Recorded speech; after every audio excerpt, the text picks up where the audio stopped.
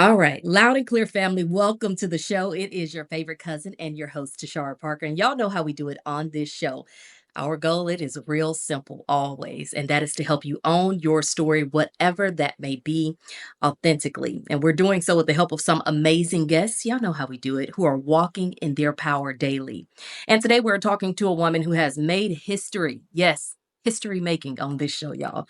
As the first daughter to succeed her mother in Congress, marking a historic milestone, I am talking about none other than Congresswoman Erica Lee Carter. She is the fifth person to serve the 18th Congressional District of Texas.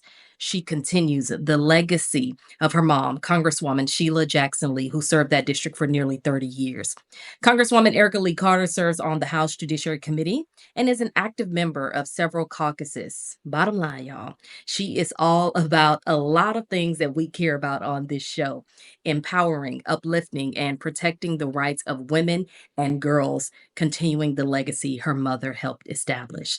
Please help me welcome to the Loud and Clear Show, Congresswoman Erica Lee Carter. Welcome. I'm so excited to be here. Thank you. Thank you. Thank you. Thank you. Before we officially get started and dive into all the questions that I have for you, I do want to make sure that I acknowledge and pay respect to your mom, the late Congresswoman Sheila Jackson Lee, who proudly served Houstonians for the last 30 years. If you know, you know, not only for the work that she did, but for the way that she showed up with the facts, class, style, and so much grace in a position that we know could be very taxing. Now, for you, you've taken over that seat. And I do want to talk about a phrase that you mentioned and something you stated at the very beginning. You said, I want to finish for my mom. What does that mean for you? It means that initially I was very reluctant. I did have to do a special election, obviously in mourning, my family, my father, her spouse of 51 years, going through a lot. And while the 18th Congressional District is Democratic, you still have to do, campaigning, and also supporting various Democrats locally. But she always finished strong for her Mhm. entire community, for women, for those issues she was passionate about. And so, what really propelled me was to finish, for my mom, because if she had been here, that's what she would do. And it was really the least I could do, and I really considered the weight of her legacy, is to put myself forward in her memory. I love what you said, the weight of her legacy. What has been the most rewarding and challenging part of stepping into a role your mother held for so long? Well, it's clear the most rewarding is meeting and working with her outstanding Democratic colleagues. And of course, I'm a little biased because I am a Democrat, but they are so smart. Leader Jeffries is amazing, Mhm. so committed to working people, the diaspora, women, propelling the next generation. That's what he's about as well. And just getting to see him in a different dynamic, a little bit more behind the scenes. It's been awesome just working with, they were her friends. She was here so many decades. So they, you get to know, they know her about there. I'll say, I've heard about you, they've heard about my children. And so just getting to talk to them a little bit more has been very rewarding and seeing their passion for America. I love Um, that. Go ahead. and I was trying to get to challenging. Number one challenge is being away from my kids. I mean, it's been a rapid change for them and just explaining I'm working in their grandmother's memory and for them as well. I love that you mentioned that because I was going to ask you, of course, about the challenging part of it. And it's been about a month while we're on this interview, based on when it airs, probably a little over a month and a half. But it's been about a month since you were sworn in. How has life changed for you? Like, what is the day to day, right? You just mentioned your children. What's the day to day like for you now? Yes, well, I've had to be in Washington every week other than Thanksgiving week. We've been voting on various key issues and still have critical legislation like to fund the government remaining. And It's so pretty critical. yes, I'm certainly going to be up here. When I'm here, I'm working usually till 8 or 9, maybe out. And then I come home and maybe get on the laptop again. I'm in with the new generation, so I do email sometimes myself. I edit some of my own talking points. My staff was looking at me, but I like to get, very involved. And then Mhm. when I'm home, because I am finishing for my mother, she and I now am invited to various community events. And so Yeah. I usually spend a lot of my weekend participating, bringing things that I'm requested, proclamations, or just witnessing what they're doing. And she liked to be engaged. So I'm trying to do that as well. What has life been like for you also stepping fully into politics? I know you were a teacher early on in your career, but stepping fully into politics, especially at this level now, what has that been for you? And have you always wanted to eventually get into politics? So I would say I for a long time, and not always, but a long time, been interested in public service. I worked mainly in nonprofits after I earned my master's, and I did work in state government. Hmm. But politics at this level, with all the associations and national organizations, the spotlight, it's a little different. But I will say I've always been for the last 30 years behind the scenes. I've Yeah. heard a lot of calls that my mother would take. They wouldn't know I was in the room or in the car, just listening to her side or getting the feedback afterwards. So I've had a good, mentor and been able to observe close hand. And Yeah. they know I'm trustworthy because they never heard it out of me. All those conversations, never heard it from me on what happened. But it's been an awesome privilege, honestly, to be in this role. That's beautiful. How do you balance? Because I know we've talked a lot about your mom, and obviously because of the role that you're stepping into, how do you balance honoring your mother's legacy, but also kind of carving your own path for the time that you are going to be there? Yes, and that's been a challenge as well. But I've been excited that Leader Jeffries did put me on judiciary, which was her first committee and the one she served on the longest. But there is a newer crop of members of the Congressional Black Caucus closer to my age. Been in a little less than 5 years, which I'm in that group, and so they've been kind of taking me under their wing, giving me a lot of feedback and advice, shared their stories, and so I really appreciate them pulling me in. Sheila, the other Sheila, the second Sheila, as she likes to call herself from Florida. McCormick Sherpalis really has been a guiding light. And they just told me, you have to be you, because as I've told many, I cannot be as iconic. My mother blazed, glass ceiling, so many barriers that she opened the doors that I didn't have to go through. Right. And so I have to pick a slightly different path so that I can speak my truth from my own perspective. What did it feel like for you when or I don't even know if you have seen, I'm sure you have, but when the picture of your mom and the picture of you side by side when you were being sworn in, what did that feel like for you seeing that image in front of you? I think my first thought is I wish she were here to see it. I think, Mhm. my whole not that she asked me to run, but she could tell, while she was here that I wasn't really interested in that level of spotlight. Right. Obviously, her having doing such an outstanding job her whole career, that always felt like a lot of pressure, for me to even consider Congress. But it almost felt like happy, but a regret that she wasn't here to see it herself, where I could talk to her about it. And everyone's saying she'd be so proud, and I do feel that, but I also feel sad, Yeah. Yeah. at the same time. Understandable. Understandable. Do you have any immediate priorities? I know we talked a little bit before we got on the official call, but any immediate priorities that you're addressing for the 18th district? Sure, I've been working with. Um, we were working on disaster recovery funding. I know Biden had put out his proposal, and we were hoping to get more resources for Texas. We have one more week to see if we can get it attached to the funding legislation. I was also pleased to be assigned a co-lead on one of my mom's signature bills on Stopping Human Trafficking in School Zones Act, which was renamed after her, Sheila Mm. Jackson Lee. Um, and bipartisan, Congressman McCall from Texas is the co-lead, and so he reintroduced that. And so I've made inroads with various offices and contacted the Senate side to make sure they have a companion bill. I joined caucuses like the pro-choice caucus and have gotten on every bill I can to protect our reproductive freedom, to protect IVF, to promote safety for our Black maternal health, which has been really tragic. The numbers in Texas are just Yes. disheartening. and disturbing. A lot of my friends, shouts out to the OBGYN still hanging in there. A lot of my friends Yep. that come my age are in that field, and they tell me the pressure they face. So that's what I've been engaging with generally. And please make sure your friends know that we wholeheartedly appreciate the work that they're doing because we know that it is not easy. I had an opportunity to moderate a conversation. I don't know if you got a chance to see the piece Zarowski versus Texas. And Mm. I had a chance to moderate a conversation with some of the women that are a part of that documentary. And just to hear those stories, it's disheartening. What a lot of obviously patients are dealing with, but obviously the OBGYNs who are in just really, really tough positions when they have to turn someone away. Um, Representation matters is a phrase that we hear very often. What does it mean to you to be a Black woman in Congress?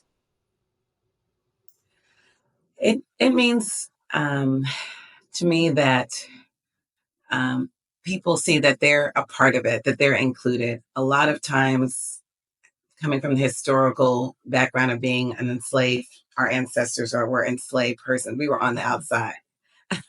and still been on the outside of a lot of fields, a lot of spaces. But the more that we are in Congress or other places like the C-suite, et cetera, that means we are seated at the table, but it is ours. And I always want every Black girl and Black boy to think America is yours. When I go to schools, which is one of my favorite things, I'm like, this is your country.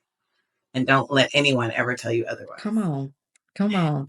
Especially as they try to take all these books out of schools, but that's a whole nother conversation for another day. Yes, yes, yes. I do want to ask you, your mom was obviously very committed to service. What's a lesson you mentioned earlier? You had the greatest mentor, right? Prior to stepping into this role. What's the greatest lesson that you've learned from your mom that you're carrying with you, not only in this position, but just in life? I think the greatest lesson is that everyone deserves human dignity, and you Mhm. have to approach them first with humanity and see where there might be common ground. That was one reason she was so successful because she would approach every colleague. She would always, sometimes I'd say, how can you speak to that person, like usually of the other party, because you would see them in the media and they're saying things that are interesting. But she said, "Oh, well, we have, you know, we did this, or they've traveled here with me. And now that I'm here, I'm meeting, people from the other party. Oh, I went to Pakistan with your mother. I went to Mm, Azerbaijan with your mother." Or they, bonded on, soccer or football. She would find something. yeah. And how she treated her district, the human dignity of every constituent was important to her. I love that she tried to find common ground, whatever that may be. Yeah. I absolutely love that. Um, how do you handle the expectations of being in the public spotlight? And I'm not just saying to follow in your mom's footsteps, but I'm just saying being in the public spotlight as a woman. How do you handle those expectations for anyone who's at home and they're just like, I don't know how she did it, especially during such a time where most people will probably be like, no, I just need to deal with what I'm dealing with. But how do you handle just being out there in the public and doing interviews and doing all these things that you have to do to be in that role? Well, I think surviving a very public memorial tribute mourning Mhm, period that week mhm, was one of the hardest of my life. mhm. You never want a ticketed funeral, although I was very grateful for our Vice Yeah. President Kamala Harris for coming. It just added even more to the overall um, tribute, other than the actual emotion. Surviving that made me realize how strong I really am. And I've always Mhm. been adjacent to the spotlight.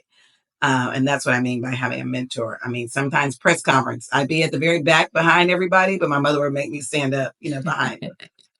Doing a radio interview, I'm over to the side just listening. And so that part, I'm comfortable with. And I just try not to think about how many. I just try to think of who I'm talking to in the now. And as long as the authenticity, it's easy if you're passionate and you're saying what you really believe. Why is authenticity something that you carry with you in every room? Because I would say that a lot of these rooms can be a little intimidating and scary to some, from you can name any level, and certainly at the level that you're at. Um, how do you keep your authenticity and composure when you're in spaces that aren't always welcoming? Yeah, I think it helps you sleep at night. It is e Mm. It may seem easier to be inauthentic Mhm. because you're making yourself more like who you're around. But I actually think that's harder to maintain and creates more stress. So when you're authentic, even if it ends up not being liked or appreciated as much, you can sleep at night. You can get up the next day and go again because you're I staying true to love your. that. You can sleep at night. I've never heard it put that way. I absolutely love that. One of the things, and we kind of alluded to this a little bit earlier, you've been vocal about women's health protections. What do you see as the biggest challenges and opportunities in the area? In that area, I should say.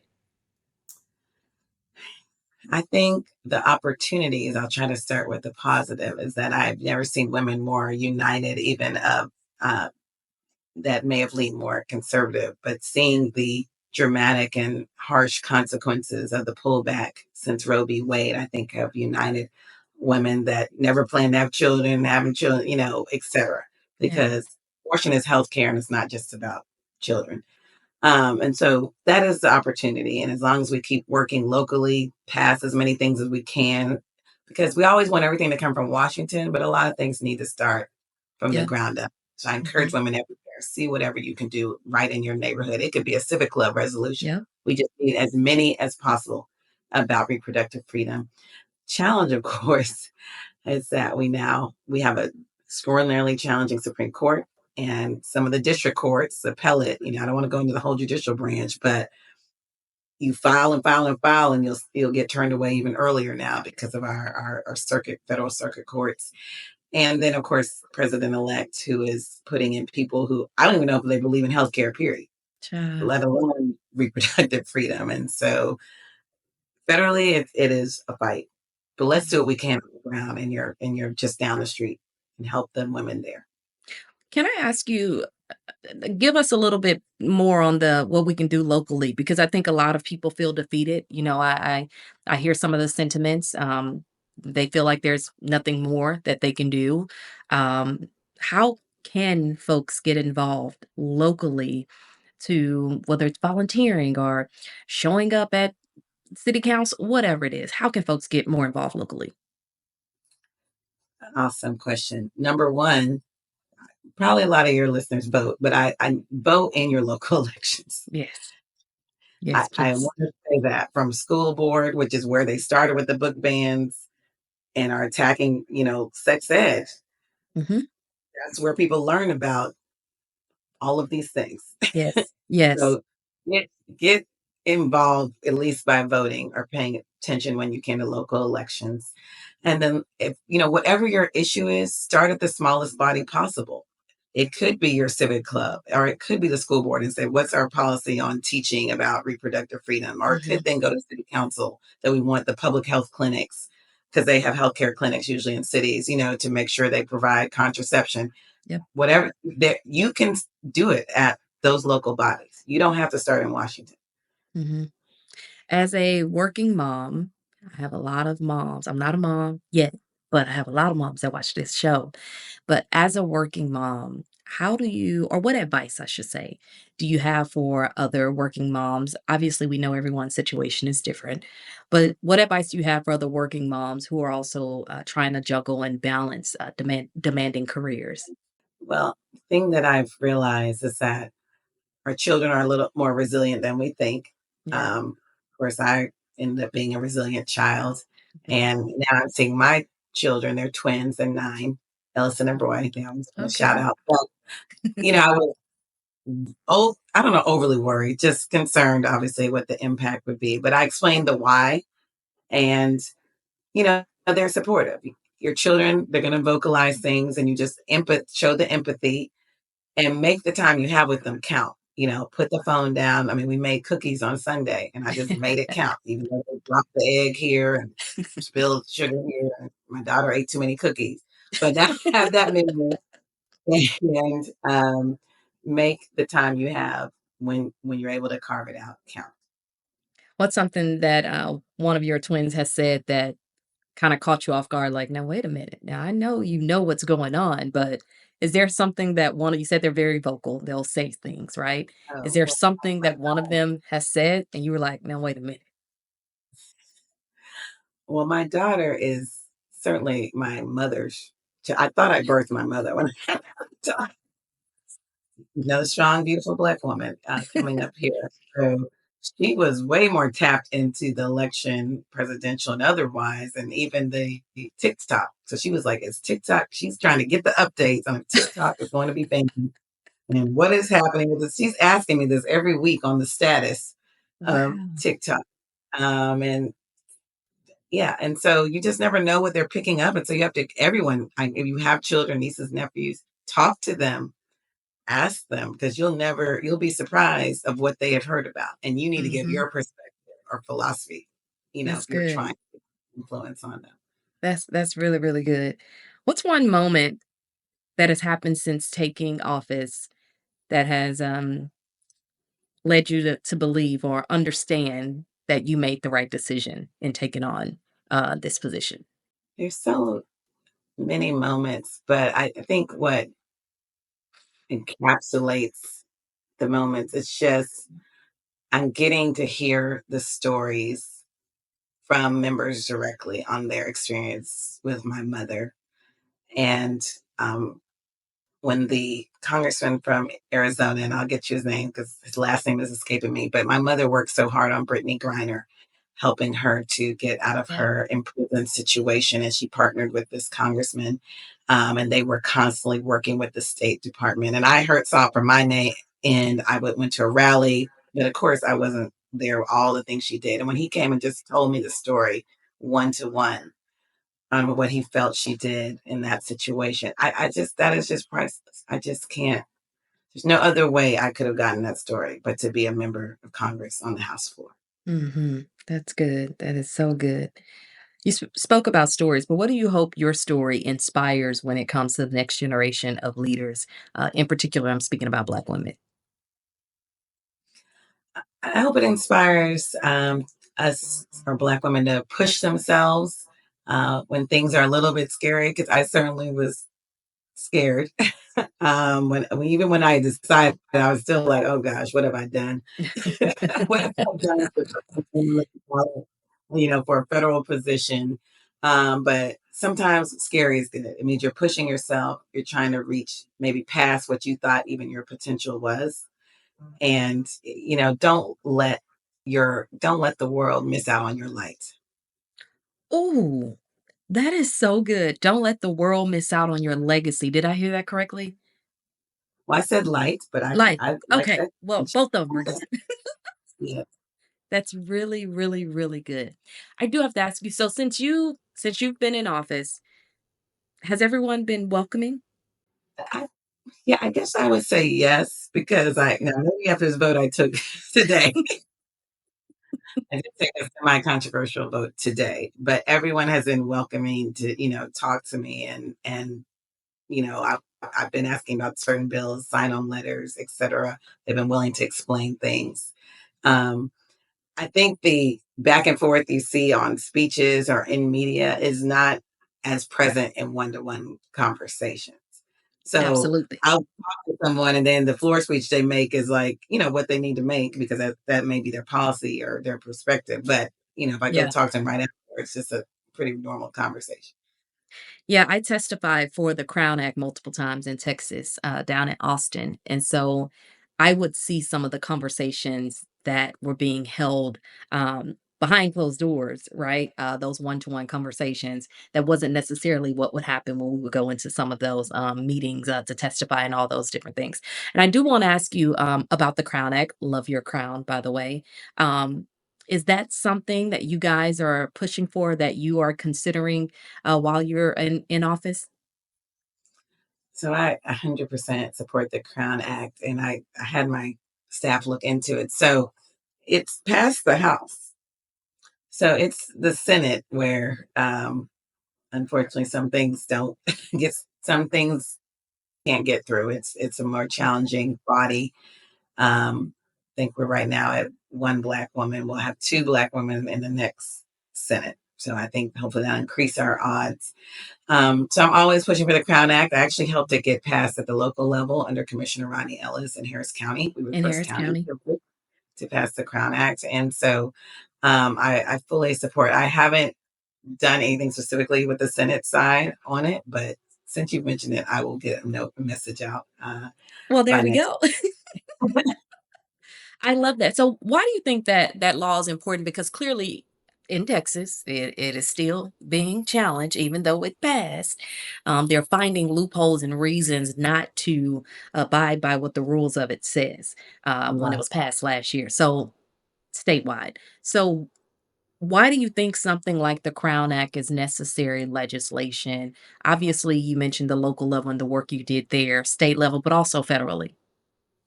Yes, it is essential because we are the only group of people that something that literally grows out of our body, we get penalized in the workplace or in education. There is no other group that has that kind of penalty that is allowable because we don't have Mhm. laws. And the fact that you have to create a law to protect it shows you how tragic and significant that is. And so you have children that are literally born this way and told in school, you can't play this, you can't be on the debate team, you cannot do this. And I think, what does that say? What does that do to their soul, their spirit? That means you are not enough. As you are, no matter your qualifications, your intellect, your abilities, as you look is not enough, which is what Black people have been told since we got here. And so it absolutely has to change. While you were in education, did you ever witness or experience any of that with the kids where you had to uplift a child that maybe felt like their hair was too much for said situation or was being teased because of their hair? Children pick it up from adults. So, of course, I did. But I think what broke my heart is my own daughter, Mm, um, who I keep in, various different braid styles. But one day, now that she hit 8 and 9, she asked me about having, actually, she asked about having blonde hair. And I said, oh, my word, what has even, I don't even know. And that's what I mean about talking to your children and yeah. young family members. You don't know what they're picking up. And so I had to keep talking to her, and we have to keep affirming our young Black and girls and boys. Wow. How did you handle that with your daughter? I just told her that children are going to say things. They're always going to say things. You have to know who you are. You're loved, you're valued, and that's what God gave you. And God gave you his best. Hmm, that's good. Outside of your mom, do you have any other mentors that have, kind of poured into you and helped you get to this point? If so, who are they, and what are some of the things that they've poured into you that have gotten you this far? Well, certainly my father, I spent a lot of time with him while my mother was traveling, and he Mhm. used to drive to school a lot of mornings. And a lot of gems he's given me. Number one is never make assumptions, which is what I Mm, tell my team and every intern I've ever worked with. mm, um, he has a law background as well. But there were a lot of women around me. My mom developed a great village of women who embraced me, would take me shopping, do different things with me. When she was doing what she had to do for the people. And I think they helped me feel valued and appreciated and to understand um, where I could go as a Black teen heading to, an older person. That not just my mom felt I can contribute, but these women felt I could contribute to our oh, that's community. good. Yeah, that's good. What's something folks would know about you? There's a lot we don't know. A lot of people just got introduced to you officially for the first time on a national scale. So, what's something that you feel like people wouldn't know from reading your Wikipedia page?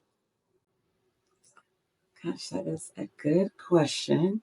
Um, I love all the tasty Southern food that we have, and I'm blessed that I'm married into a Louisiana family and got my husband makes the gumbo, and so I really don't cook. So I Oh, I love that for you.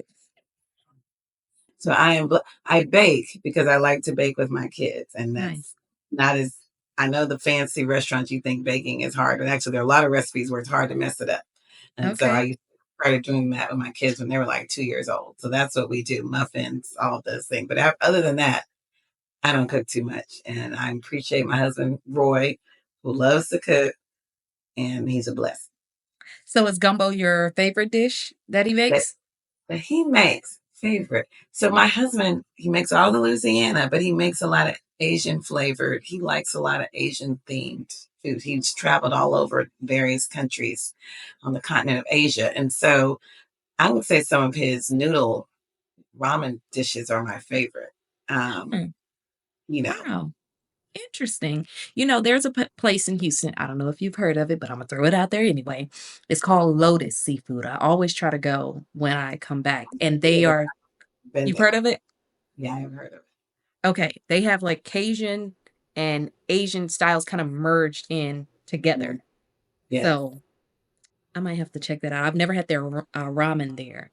I never thought about trying it either. So maybe something I need to try.